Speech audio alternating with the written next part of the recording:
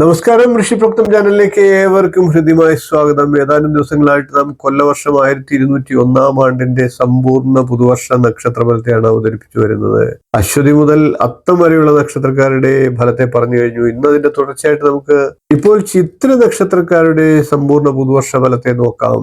ആദ്യം നമുക്ക് ചിത്ര നക്ഷത്രക്കാരുടെ പൊതുവായിട്ടുള്ള സ്വഭാവത്തെ ഒന്ന് പറഞ്ഞു പോകാം. അതിനുശേഷം ഫലത്തെ പറയാം. ദുഷ്ടസ്ത്രീഷ്ടഭാവോ വിവിധോത്സാഹി സുലോചനാംഗശ്ച ചിത്രാംബര മാല്യയുതോ വിദേശവാസി സുഖീച ചിത്രായാം.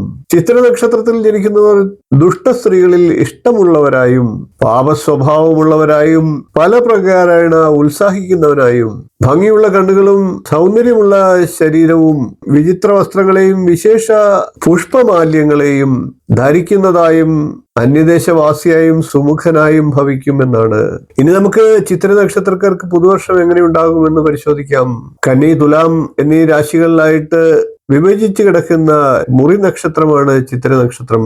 1-2 പാദങ്ങൾ കന്നിക്കൂറിലും 3-4 പാദങ്ങൾ തുലാക്കൂറിലുമായിട്ടാണ് വരുന്നത്. കൊല്ലവർഷം 1201 കന്നിക്കൂറുകാരെക്കാൾ ഗുണാധിക്യമുള്ളത് തുലാക്കൂറുകാർക്ക് തന്നെയാണ്.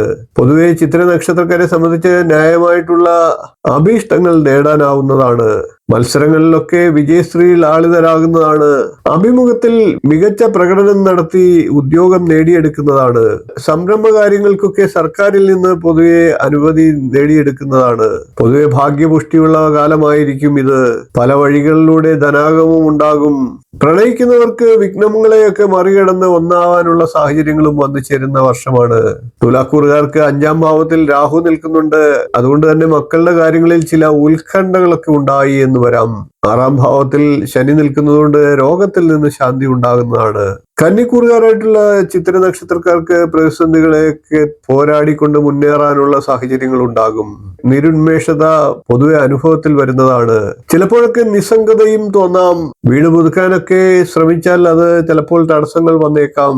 വാഹനം വാങ്ങാനുള്ള സാഹചര്യങ്ങളും ഉണ്ടാകാം. പ്രണയകാര്യങ്ങളിൽ അല്പം ഉദാസീനത ഉണ്ടായി എന്നും വരാം.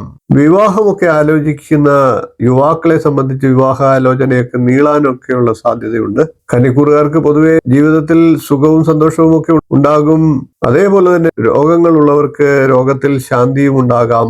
തുലാക്കൂറുകാർക്ക് പൊതുവെ ആരോഗ്യത്തിനും സന്താന കാര്യങ്ങളുടെ കാര്യത്തിലും രോഗശാന്തിയുടെ കാര്യത്തിലും ഒക്കെ നല്ല മികച്ച അനുഭവങ്ങൾ ലഭിക്കുന്ന വർഷമാണ്. ചിത്ര നക്ഷത്രത്തെ കുറിച്ച് അറിയേണ്ടതെല്ലാം എന്നുള്ള എന്റെ വീഡിയോ കണ്ടിട്ടില്ലാത്തവർ കാണുക. ചിത്ര നക്ഷത്രത്തെ കുറിച്ച് മികച്ച അറിവ് ആ വീഡിയോയിലുണ്ട്. നിങ്ങൾക്കത് പ്രയോജനപ്പെടും. വീഡിയോ ഇഷ്ടപ്പെട്ടുവെങ്കിൽ ഒന്ന് ലൈക്ക് ചെയ്യുക, ഷെയർ ചെയ്യുക, ചാനൽ ഒന്ന് സബ്സ്ക്രൈബ് ചെയ്യുക. നിങ്ങളുടെ അഭിപ്രായം കമന്റായിട്ട് അറിയിക്കുക. നന്ദി, നമസ്കാരം, ശുഭദിനം.